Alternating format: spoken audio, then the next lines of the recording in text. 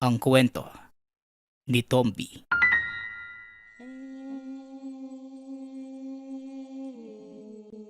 Ang kwentong ito ay hango sa totoong buhay. Mula ito sa isa nating tagapakinig. Karanasan ito ni Bagani. Walang eksaktong taon. Probinsya ng Agusan. Sa murang edad, maagang namulat ang batang si Bagani sa hirap ng buhay. Pinagkaita ng maraming bagay. Hindi lamang sa usaping pamilya, maging sa pagkakaroon ng karapatan sa edukasyon na siyang inaasam ng kabataang tulad niya. Sa kawalan ng salapi at mapaghuhugutan ng suporta, ibinaling na lamang sa ibang bagay ang atensyon. Ang tanging naipamana sa kanya ng sumakabilang buhay na ama ay isang kalabaw. Kasabay niya itong lumaki. Maliit pa lamang ng unang ihabilin sa binata. Katulad niya na paslit sa mga panahong yun. Ito lamang din ang naging sandigan at sandalan sa lahat ng hinaing sa buhay. Saksi sa kahirapang pinagdaanan. Subalit magmula noong tumuntong sa wastong gulang, napansin ni Bagani ang pag-iiba ng kalabaw. Lalo na sa tuwing sasapit ang takip silim. Kibit-balikat lamang siya noong una. Pero habang tumatagal, nalaman ng binata na ang kalabaw na matagal na niyang nakasama ay hindi lamang pala simpleng hayop, kundi isang elemento na kung tawagin ay bawa o balawa. Nasa wangis ito ng isang kalabaw. Ngunit ang katawan ay may hahalin tulad sa tao. Halos matroma ang binata na mga sandaling yun nang makita nitong nakatayo sa dalawang paa ang kalabaw. Tumayo ito at naglalabas ng kakaibang liwanag sa paligid. Takot na takot si Bagani na mga sandaling yun. Ngunit habang tumatagal, natutunan na lamang niyang tanggapin ang katotohanan. Ito rin ang tagapagtanggol niya laban sa anumang banta ng panganib at kapahamakan. Kaya lang may taong hindi mapirme. Nangangati ang mga kamay para makapanglamang at makapangapi ng kanyang kapwa. Kaya pala maaga ako napipeste. Kasi nandito ka. Ano bang ginagawa mo rito? Balak mong magnakaw sa taniman namin ano? Magnanakaw ka. Wika ni Omar. Sabay lapit sa binata. Inundaya ng suntok si Bagani. Ngunit hindi ito gumanti. Nakatayo lamang at tila walang reaksyon ng muka. Hinayaan ang kalabaw na habulin si Omar. Nagtatakbo naman ito. Sumisigaw ng saklolo. Tumigil lamang ang kalabaw nang sabihan ito ni Bagani. Alam mo, mula pagkabata hanggang tumanda, umaasa ka pa rin sa kalabaw? Duwag ka. Wala ka bang sariling kamay? Bakit hindi ko yung gumanti sa akin? Tanong ni Omar. Binalikan ito si Bagani matapos tumigil sa paghabol sa kanya ang kalabaw. Ikaw nga wala ka namang binatbat. Puro ka lang kuda. Ang lakas mong manggulo ng tao, takbuhin ka naman pala. Tugon ni Bagani. O tara, lumapit ka sa akin, magsuntukan tayo. Tapang-tapangan ka lang naman Dali na! Muling paghamon ni Omar. Inihahanda pa ang mga kamao. Ngunit tinawanan lang ito ni Bagani. Sa kabila ng pagiging palaban na ipinapakita ni Omar, mababakas pa din ang pagiging duwag nito. Magsuntukan? Mukha mo. Suntukin mo yung sarili mo. Baka lumaban. Diyan ka naman magaling eh. Mag-aya ng magaya tapos hindi mo naman kakayanin ng laban. Bahala ka na sa buhay mo. Tara na kaibigan, umalis na tayo rito. Wika ni Bagani. Kasabay ng pagsakay sa kalabaw at dali-dali nang umalis sa lugar. Isa kang duwag. Bagani, duwag. Umaasa lang sa kalabaw. Wala ka namang bayag eh. Duwag. Sigaw ni Omar. Hanggang sa narating ni Bagani ang taniman ni Aling Cynthia. Isa sa nagmamay-ari ng malawak na maisan sa lugar. Dito ito umi-extra bilang taga-araro at ang kikitain sa sakahan ang pagkakasyahin para mabuhay sa araw-araw. Kakarampot man, ngunit nairaraos pa rin naman ang sarili. Pagkarating sa kubo na madalas tambayan ni Aling Cynthia, naabutan niya itong kanina pa naghihintay. Kaagad pinagtrabaho sa sakahan, bagay na hindi naman tinanggihan ng binata. Iniwanan siya ng makakain sa tanghalian dahil luluwas pa ito ng Karatig Bayan upang asikasuhin naman ang iba pang ari-arian. Nahirapan si Bagani na tapusin ang pag-aararo dahil sa pagsulpot ni Omar sa hindi kalayuan doon sa may puno ng saging. Binabato siya nito at inaasar. Hinayaan lang ito ni Bagani nung una. Ngunit nang hindi na makapagtimpe, itinigil muna ang gawain at kagad kinumpronta kung anong problema nito. Ikaw nga, ano ba talagang problema mo? Kahit saan ako magpunta, sunod ka ng sunod ah. May gusto ka ba sa akin? Kaunti na lang talaga. Uupakan na kita. Nakakainis ka na lang talaga eh. Bubugbugin na kita. Di na ako natutuwa sa'yo eh. Wika ni Bagani. O ano? Galit ka na ba? O gusto mong mas galitin pa kita? Ano? Isa lang naman talaga yung problema ko eh. Yang pagmumukha mo. Ewan ko ba? Makita lang kita kumukulo na kagad yung dugo ko. Mortal siguro tayo magkaaway sa nakaraan nating buhay ano.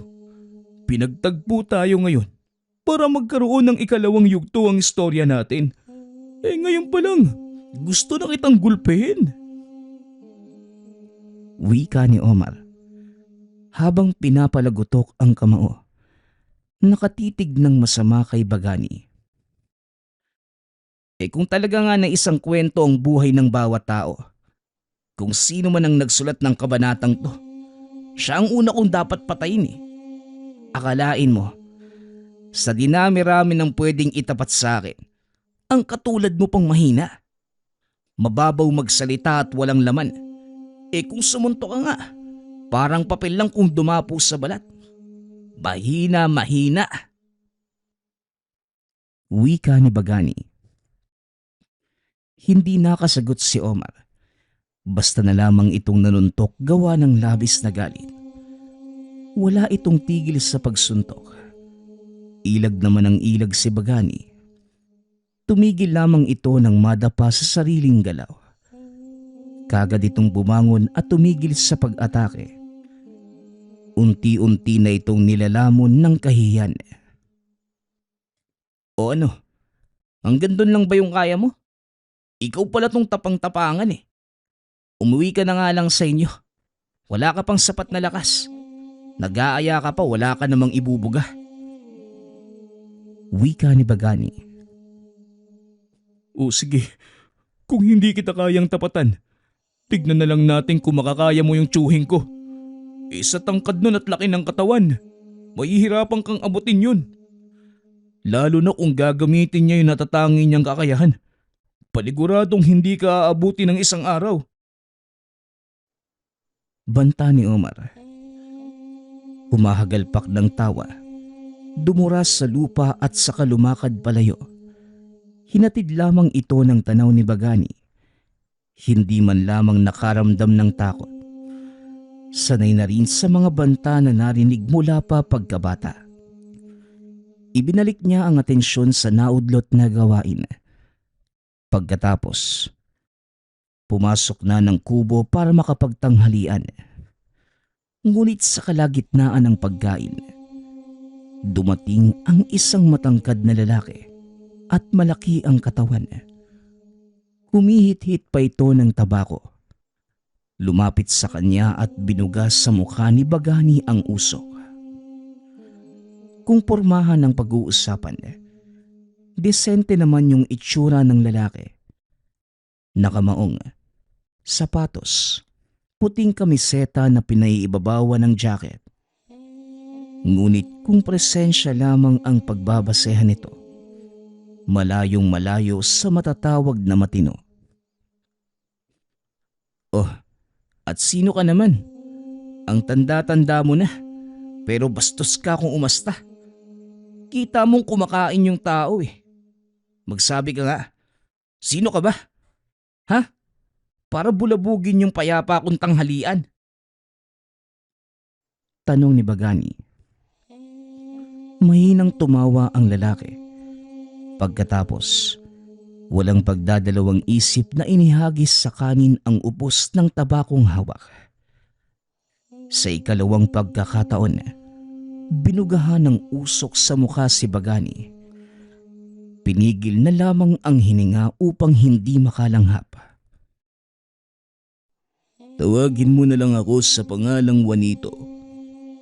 Nakarating sa akin yung usap-usapang inaapi mo ang nag-iisa kong pamangkin. Bagay na pinakaayaw ko sa lahat. Alam mo ba kung ano ang hinihingi kong kabayaran sa oras na may gagalaw sa pamangkin ko? Ba't hindi ako kumalingil? Para alam mo, nasa wastong gulang ka na kaya siguro naman alam mo ang ibig kong sabihin. Wika ng lalaki. Kung ganun, ikaw yung pinagmamalaking tiyuhin ni Omar. Yung tapang-tapangan na duwag pero pasensya na po. Wala kang masisingil sa akin. Wala naman akong gulong sinimulan. Kung may dapat mang managot, yang pamangkin mo. Ano ba naman siya? Magsusumbong na nga lang mali-mali pa yung sasabihin. Aba, ang tabil ng dila mong bata ka. Sigurado ka ba sa sinasabi mo? Ngayon palang gusto na kitang gamitan ng orasyon para mangisay dyan sa kinauupuan mo. Parang nagmamataas ka sa akin . Baka gusto mong gawing kitang palaka. Banta ni Juanito. Naglabas ito ng isang maliit na insekto. Pinaglaruan yun sa kanyang mga kamay. O ano? Babarangin mo ko? Ganon? Kung iniisip mong magagawa mo, nagkakamali ka. Hindi uubra sa katulad ko yung ganyang pamamaraan. At kung ako sa'yo, umuwi ka lang at mananghalian. Wika ni Bagani. Tumayo ito at niligpit ang pinagkainan. Sa kabilang banda naman, napahugot ng hininga si Juanito habang may pagtatakang nakatingin sa binata. Ito pa lamang ang unang beses na makasalamuha ng isang tao na mabilis na hulaan ang kanyang katauhan. Maalam ka pala sa ganitong bagay. Mulat ka ba sa lihim na karunungan? Kaya kagad mong nahulaan kung anong klaseng tao ako. Sino ka bang bata ka? Tanong ni Juanito. Dahil nagpakilala ka na, magpapakilala na rin ako. Bagani ang pangalan ko. At para sa kaalaman mo, alam ko din na hindi ka lang magaling sa barang at kulam. Alam ko rin na isa kang aswang. Tugon ni Bagani. Sa sinabing ito ng binata, kagad napatayo ang lalaki. Makikita sa mukha nito ang labis na pagkagulat. Hindi na bago sa binata ang ganitong tagpo. Marami na itong nakasalamuhang tao na may kakayahan sa kaliwa, mambabarang mangkukulam, manggagaway, at kahit aswang. Sa katunayan, iilan na rin ang nakalaban nito. Ngunit sa tulong at lakas ng gabay na bawa, nakikilala ni Bagani ang tunay na pagkatao ng bawat nakakausap. Sino ka ba talaga? Kilala ko ang mga yumao mong magulang. Ordinaryong tao lang sila. Pero paanong marami kang nalalaman sa ganitong usapin? Sabihin mo sa akin, may gabay ka ba? May mutya o anting-anting na tinatangan? Tanong ni Juanito. Aba kung makatanong ka, bakit parang naririnig ko mula dito yung tibok ng puso mo? Natatakot ka ba sa akin? Kumalma ka lang. Masyado kang nagpapahalata eh. Magkadugo nga kayo ni Omar. Mga taong bida-bida. Ang lakas magbitaw ng salita. Pero naduduwag din naman. Umuwi ka na. Wala akong panahon ngayon dahil hindi ko pa tapos ang pag-aararo. Doon ka na lang sa inyo. Magsama kayo ng pamangkin mo. Wika ni Bagani. Pagkatapos ng pag-uusap na yun, palagi nang nakamanman si Juanito sa kanya. Saan man magpunta ay naroon din ito. Hindi inaalis ang tingin. Nasanay na lamang si Bagani dahil ganitong ganito ang gawain ng pamangkin nitong si Omar. Buntot ng buntot sa kanya. Kaya lang sa pagkakataong yun, hindi na normal na tao ang nakamasid. Isang gabi habang papauwi sa barong-barong, kagad pinahinto ni Bagani ang kalabaw. Naramdaman itong may nakamanman sa kanya, ngunit hindi na ito nag-abalang bumaba. Kinausap na lamang habang nakasampa sa likod ng alaga. Mabuti, hindi multo yung humarang sa akin. Matatakot na sana ako eh. Ibang klase ka rin ano. Araw man o gabi, hindi mo ko tinitigilan. Ano na naman ba yung kailangan mo, Juanito? Tanong ng binata. Magmula noong araw na magkausap tayo, hindi ka na mawala sa isipan ko. Nanunuot sa pang-amoy ko ang presensya mo. At sino ka ba talaga? Anong klaseng tangan ang meron ka? Balik nitong tanong. Napabuntong hininga si Bagani. Napapagod na ito sa paulit-ulit na tanong. Parehas lamang ang tanong nito nang huli silang nagkita. Hoy ikaw, wala ka na bang ibang may tatanong? Yan lang ba? Ilang beses na yan eh. Tumabi ka nga. Gusto ko nang umuwi. Maghahapunan pa ako. Sabing tabi. Lalamig na tong tinolang dala ko eh. Wika ni Bagani.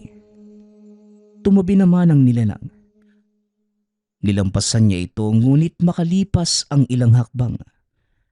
Nagulat na lamang na maging aktibo ang tangan. Kasunod nito ay ang pagsalubong ng aswang. Huli na nang mapansin, kaya tumilapon si Bagani matapos mabangga. Tumama ang mukha sa lupa. Nauntog ang ulo sa malaking ugat na nasa unahan. Sa kabilang banda naman, kumilos ang kalabaw. Unti-unti itong nagpalit ng anyo. Mula sa hayop na 4 na paa ang nasa lupa. Tumayo ito at tila nag-aanyong tao. Nataglay ang muka ng kalabaw. Nanlilisik ang mga matang hinabol ang aswang. Naabutan ito at umatake, ngunit nadaplisan lamang ang kalaban. Tama na kaibigan. Sigurado kong napuruhan mo yun. Ikaw pa. Palaging sigurado yung mga pag-atake mo eh. Di ka muna. Tulungan mo ko. Ang sakit ng ulo ko eh. Tumama ba naman dun sa malaking ugat? Wika ni Bagani. Sumunod naman ang kalabaw. Kinarga siya muli at binaybay ang daan pauwi ng tahanan. Nawala rin ang pananakit ng ulo makalipas ang ilang sandali. Hindi man natin nakita ng mabuti yung mukha ng aswang. Sigurado naman akong si Juanito yun. Siya lang naman yung nasa paligid eh. Amoy niya lang din yung napansin ko. Di ka naman siguro nasaktan ano? Tanong ni Bagani sa alagang kalabaw. Umiling ito na para bang naiintindihan siya. Bumuntong hininga na lamang din at nagpahinga pagkatapos. Hindi pa nangangalahati ang gabi. Meron muling nambulabog sa tahanan. Mula sa bintana ay may kung anong tumutuka. Sinita ito sa pag-aakalang naligaw lamang na ibon. Ngunit hindi ito umaalis. Kaya naman dali-daling nilapitan. Pagkabukas pa lamang bumungad ang pag-atake ng malaking ibon. Napuruhan ang binata sa mata. Napaatras na rin ng magsipagpasok ang hindi mabilang na mga bubuyog. Ginugulo siya ng mga ito. Pagkatapos matakasan, dali-daling pinuntahan ng kalabaw nang marinig ang ingay. Pagkatingin, nakawala na ito sa tali at kumaripas ng takbo. Kaibigan, at saan ka naman pupunta? Bumalik ka nga rito. Sigaw ni Bagani. Hinintay muna ng binata na luminaw ang paningin bago hinabol ang kalaban. Nagbitbit ng patalim. Saka binaybay at sinundan ang mga bakas ng alaga. Sa masukal na bahagi ng kagubatan na karating, hindi pa natunton ang kinalalagyan ng kalabaw. Ngunit madidinig na ang paghangos nito. Maingat si Bagani dahil napansin na maraming naglalabasang insekto sa mga halaman. May iba't ibang klase ng uod at bulate sa lupa. Ang iba sa mga ito, nagsimulang kumapit sa kanya. Parang mga linta na dumidikit sabay sipsip ng dugo. Ilang sandali pa, naamoy nito ang samyo ng nilalang sa hindi kalayuan. Juanito, alam kong ikaw yan. Wala naman akong kilalang tao na mas masahol pa sa hayop kundi ikaw lang. Hayop ka. Lumabas ka sa lungga mo. May pinagmanahan pala talaga yung pamangkin mo, no? Nananalaytay sa dugo nyo yung pagkaduwag. Gumamit ka pa ng mga insekto. Ikaw kaya yung humarap sa akin. Sigaw ni Bagani. Mula sa kung saan, tumilapon ang kalabaw. Ganap na ang anyo nito. Natumba pa ang punong tinamaan. Kasunod nito ay ang pagpapakita ni Juanito. Nagsasambit ng mga orasyon habang nilalaro sa kamay ang lagayan na merong iba't ibang uri ng insekto. Huminto at ngumiti nang mapatingin sa kanya. Anong sabi mo? Duwag ako. Hindi naman. Sadyang inuna ko lang pahirapan ang gabay mong kalabaw. Malakas siya. Aaminin ko. Pero hindi niya kaya ang kapangyarihan ko. Tignan mo. Mukhang nahihilo na yata yung alaga mo. Wika ni Juanito. Napaluhod ang elemento habang iniinda ang magkabilaang tenga na walang tigil na naglalabasan ang mga insekto. Nagdurugo na rin ang ilong. Paulit-ulit pang sinusuntok ang sariling ulo sa nararamdamang sakit. Humihina na rin ang paghangos. Hayop ka. Hindi ka talaga marunong lumaban ng patas, ano? Ibaba mo ang mga insekto at magpalitan tayo ng lakas, Juanito. Wika ni Bagani. Napataas ang tono nito nang makitang mas lumalala pa ang sitwasyon ng kaibigang kalabaw. Dumarami ng dumarami ang naglalabasang insekto sa tenga. Labis na rin ang pagdurugo ng ilong. Kahit anong tawag ang gawin, tila hindi na siya nadidinig. Mula sa pagkakaluhod, humandusay ito. Nanlaki na lamang ang mga mata ni Bagani. Nang hina nang makitang bumagsak ang alaga, sa galit ay sinugod niya si Juanito. Nag-iba ang katangian ni Bagani. Mahigpit ang pagkakahawak sa patalim. Nasa kalaban lamang ang tingin at atensyon. Hinayaan muna itong makapagpahinga ang alaga. Ngunit hindi niya namamalayan. Dahan-dahang naglaho ang pisikal na katawan ng kalabaw. Hindi nagtagal. Tuluyang sumanib ang kaluluwa nito kay Bagani. Binalot ito ng nakakasilaw na liwanag at bawat galaw ni Juanito nahuhulaan niya bago pagawin. Sa walang tigil na pagsugod, nataranta si Juanito habang nagsusumikap ilagan ang mga pag-atake. Nabitawan ang lagayan ng mga insekto. Natigil din ang pag-oorasyon. O ano? Iiwas ka na lang ba? Ayaw mo lumaban? Nasaan na yung tapang mo kanina? Talaga bang may panahon ka ba para tanungin ako? Yung kaibigan mong kalabaw, wala ka bang balak kamustahin? Parang wala na siyang buhay. Humandusay na lang kanina. Wika ni Juanito. Inililihis ang usapan. Nilingon ni Bagani ang kalabaw. Ngunit kahit saan siya tumingin, hindi niya ito makita. Ilang beses itong tumawag ngunit hindi sumasagot. Hanggang sa nakarinig siya ng tinig sa isipan. Doon lamang nalaman ng binata na nasa loob ng katawan niya ang kaluluwa ng kalabaw at tuluyan na silang nag-isa. Ayos lang ang kaibigan ko, wag kang mag-alala. Umaarte lang para naman hindi ka mapahiya sa pag-oorasyon mo.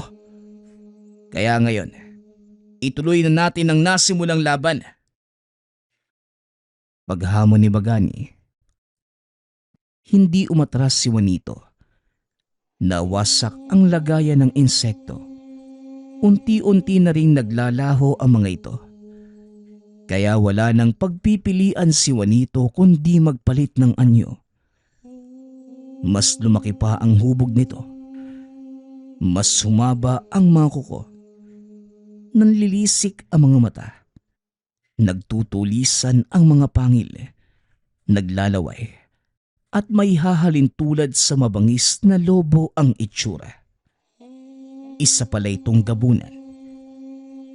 Napatras si Bagani. Hindi inaasahan na ganito ang wangis ng kalaban. Kaya pala nagyayabang ka kasi hindi ka lang pala malaking aswang, kundi isa kang gabunan. Hindi bali na. Tignan natin kung sapat ang lakas mo para tapatan ang kakayahan namin ng alaga ko. Wika ni Bagani. Sa isipan ng binata, patuloy lamang ito sa pakikipag-usap sa alaga. Mas lalong nanlisik ang mga mata nang makita ang kalaban. Wala nang sinayang na oras ang dalawa. Kagad silang nagsalpukan. Kung titignan si Bagani ng mga sandaling yun, nang mag-isa ang katawan ng dalawa, unti-unti ding mas lumalaki ang pangangatawan ng binata na hindi nalalayo sa laki ni Juanito. Sa bawat atake ng mga ito, nasasalo ng bawat isa. Kalkulado ang lakas at hindi nagpapatinag. Parehong nasasabayan ang bawat galaw. Kung susuntok ang isa, gaganti naman ng suntok ang isa pa. Humantong sa puntong halos sa himpapawid na silang nagpapalitan ng lakas. Tumatalon sa hangin kasabay ng pagsugod. Nang mga sandaling yun, patuloy lamang ang pagpapalitan ng dalawa. Ngunit hindi malalaman kung sino ang lamang sa kanila. Hanggang sa lumipas pa ang ilang sandali, bigla na lamang bumagsak ang dalawa sa lupa. Pumagitna ang mahabang katahimikan. Walang makagalaw kahit kanino kay Bagani o Juanito. Parehas silang nakahiga sa lupa at naghahabol ng hininga. Kinausap naman ni Bagani ang alaga sa isipan. Kaibigan, hindi ito ang panahon para humiga. Tumayo na tayo. Tapusin na natin ang halimaw na yan. Wika ni Bagani. Ilang sandali pa ang lumipas. Sabay ding gumalaw ang mga ito. Pagkatapos makatayo ay nagpatuloy ang sagupaan. O sige, ibuhos pa natin ang lakas natin. Hindi tayo pwedeng magpatalo. Higpitan mo yung paghawak. Huwag mong hahayaang makatakas yan. Ilaban natin yang kaibigan. Wika ni Bagani. Sa pagpapatuloy ng labanan, unti-unti nang nakikita ang panghihina ng aswang.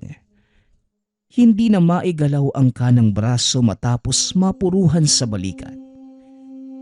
Ito na rin ang hinawakan ni Bagani at tuluyang binalian ng braso. Nagsisigaw ang nilalang habang nakasubsob ang kabilang pisngi sa lupa. Hindi makagalaw dahil inaapakan sa ulo. O ano? Lalabang ka pa ba, Juanito? Kung inaakala mong basta-basta lang ako magpapape, nagkakamali ka. Nasa dugo nyo talaga yung pagiging duwag. Noong hindi pa nagsisimula, abot langit ang kayabangan nyo. Hamon pa kayo ng hamon. Pero kapag nasa aktwal na sagupaan, magmamakaawa kapag naagrabyado na. Isinama mo sana yung pamangkin mong si Omar para makita niya kung ano yung kinahinatnan ng pinagmamanahan niya. Kaibigan, tapusin na natin yan. Wika ni Bagani. Itinaas nito ang kamay. Nakaamba ng pagsuntok sa nilalang bilang panapos. Bigla itong natigil ng mag-anyong tao si Juanito. Kagad pang nakiusap at humagulgol na nagmamakaawa. Patawad. Patawarin mo ko, Bagani. Pangako, hindi na ako uulit. Kung gusto mo, pagsisilbihan kita. Ituturing kitang amo. Pagbigyan mo lang akong ng pagkakataong mabuhay. Ayoko pang mamatay. Pakiusap. Pakiusap. Pagmamakaawa ni Juanito. Tumigil sa pag-atake si Bagani. Kinausap ang gabay sa isipan. Bago tuluyang umatake, kailangan muna nilang magkasundo. Hindi kikilos ng hindi naaayon sa pasya nilang dalawa. Pati si Omar, pagsasabihan ko na huwag ka nang guluhin. Pwede mo kaming gawing utusan kung gusto mo. Susundin ko ang bawat utos mo. Huwag mo lang akong patayin ngayon. Bagani, maawa ka. Dagdag ni Juanito.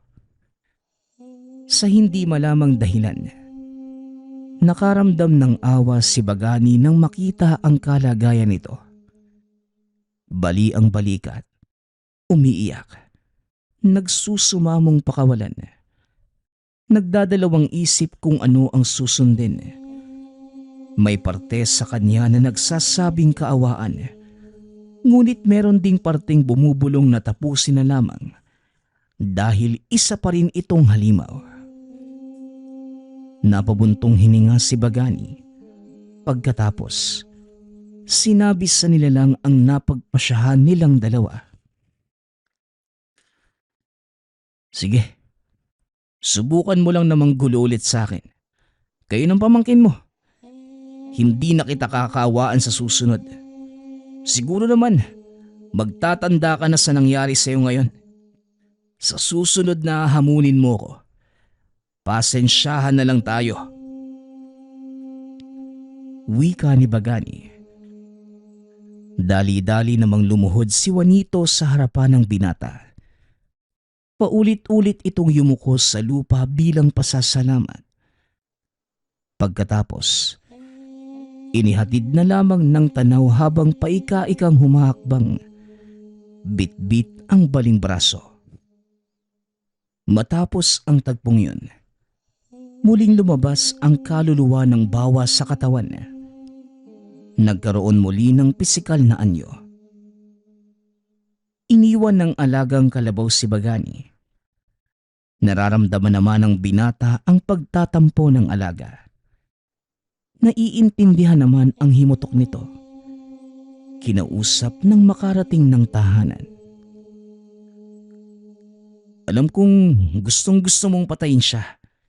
Pero kaibigan, hindi lang tao ang may karapatang mabigyan ng ikalawang pagkakataon. Tao man o hayop, o anumang nilalang. Kung nararapat mabigyan, bibigyan natin. Pare-pareho lang naman tayong nabubuhay sa mundong to Iba-iba man yung pinagdaraanan. Pero sa oras na magtangka ulit sila sa akin o sa ibang tao, ako mismo yung tatapos sa buhay niya. Wika ni Bagani. May idadagdag pa sana ito. Ngunit hindi na magawang tapusin ang talikuran ng kalabaw. Dali-dali itong naglakad palayo. Sinundan pa niya ito ngunit mas lalong nagmamadaling lumayo. Hinayaan na lang muna. Hinintay ang pagbabalik. Kabisado niya ang ugali ng alaga. Uuwi rin kapag nawala ang pagtatampo. Ngunit ilang oras na itong nag-aantay. Hindi pa rin niya nakikita ang kalabaw. Hindi na mapakali si Bagani kaya napagpasyahang sundan. Nag-iwan naman ng bakas sa daan ang alaga. Nagsisilbing gabay upang matunton ang kinaroroonan. Sa hindi inaasahang pagkakataon, nakarating ito sa tahanan ni Juanito. Nakita pa nito si Oscar sa may bintana. Mula sa kinalalagyan tanaw niya ang alagang elemento. Nasaan yung bawa na ito? At nakapatong pa sa sanga ng malaking puno sa tabi ng tahanan. Katulad ni Bagani, pinanonood din ito ang ginagawa ng magtiyuhin. Dahil tahimik ang paligid, naririnig kahit papano ang napag-uusapan. Ang sabi ko naman sa'yo, Tiyo Juanito, yung Bagani na yun, hindi basta-basta. Sa tingin ko nga may mutya yung taong yun kaya nagawa kanyang labanan. Tignan mo nga yung nangyari Ikaw pa itong napuruhan. May babalik pa ba sa dati ang braso nyo? Ang lala na ng lagay niyan Wika ni Omar. Braso ko lang ang napuruhan. Hindi ang kakayahan kong mambarang. Napinsala man niya ang malaking bahagi ng pagiging aswang ko. Pero ang pambabarang ko hindi. Mahina pa rin yung pag-iisip ni Bagani. Nadala sa paawa ko. Sisiguraduhin ko na sa puntong ito, matitikman niya ang aking ganti at mapagtatantong mali ang pagiging maawain. Walang binatbat ang lakas niya sa ginawa kong pagpapaawa. Tugon ni Juanito. Humagalpak pa ito ng tawa pagkatapos. Hirap man sa paggalaw, sinika pa rin na magawa ang ritual sa pambabarang. Nakaalalay si Omar na siyang naghahanda ng mga insekto at iba pang kagamitan. Hindi pa nakapagsisimula, ngunit nabulabog kagad ng lumitaw ang elemento. Gamit ang likse at bilis, tumatakbo sa kabuuan ng tahanan. Pagkatapos ay tinangay at sinira ang mga kagamitan ng pambabarang. Sinakal si Juanito, saka ibinilibag sa labas. Isinabay na rin ang pamangkin na si Omar. Parehong hindi nakagalaw ang dalawa matapos tumama sa puno at bumagsak sa naglalakihang bato. Tawang-tawa ka pa ng makauwing buhay kasi pinakitaan kita ng awa. Malas mo lang, hindi pumayag yung alaga ko eh. Siya pa nga mismo yung nagpunta rito para alamin yung susunod mong hakbang. Balak mo talaga akong barangin? Tignan natin kung magagawa mo pa yan ngayon. Wika ni Bagani. Sumenyas ang binata sa elemento. Nakahanda na ito sa pagsugod ngunit bago yun, nakapagpalit na ng anyo si Juanito. Nangihinaman, sinubukan pa rin lumaban. Paulit-ulit itong bumagsak dahil wala nang binatbat sa kakayahan ng elemento. Isang pagsakal pa, tuluyan ng nalagutan ng hininga. Bumagsak itong nakatihaya sa lupa, mulat pa ang mga mata.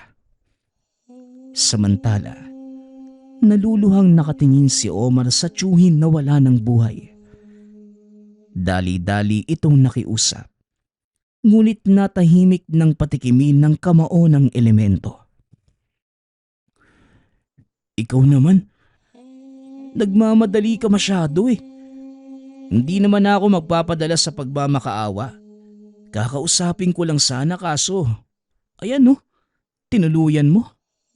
Kaibigan, alam kong wala sa isip mo na patakasin ng kahit na sinong nakakalaban mo. Pero sana naman. Hindi na lamang itinuloy ni Bagani ang sasabihin. Dahil tumalikod na ang elemento pagkatapos maibalik ang itsura sa pagiging kalabaw. Dali-dali naman niya itong nilapitan. Sumakay sa likod ng alaga at kinausap upang hindi na magtampo. Nagkaayos din naman sila ngunit kinabukasan, kumalat ang nangyari sa magtiyuhin sa lugar.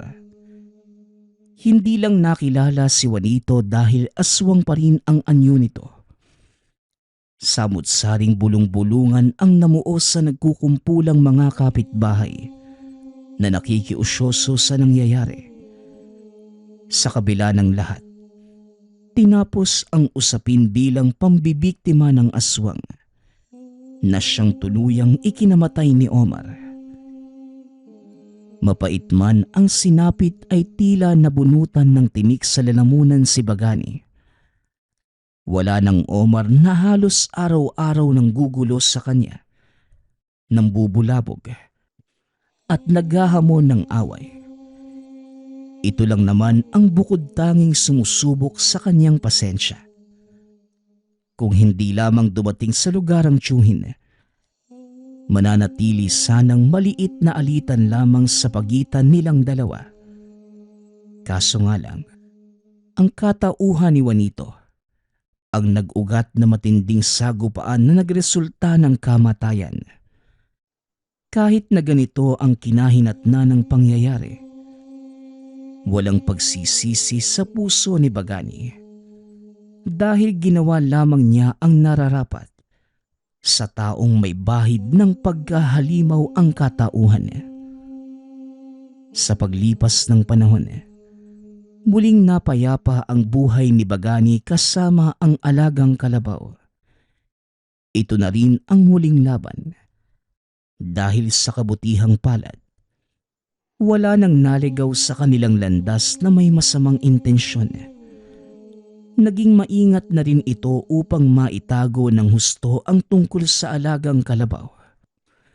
Maging ang tunay nitong pagkakakilanlan.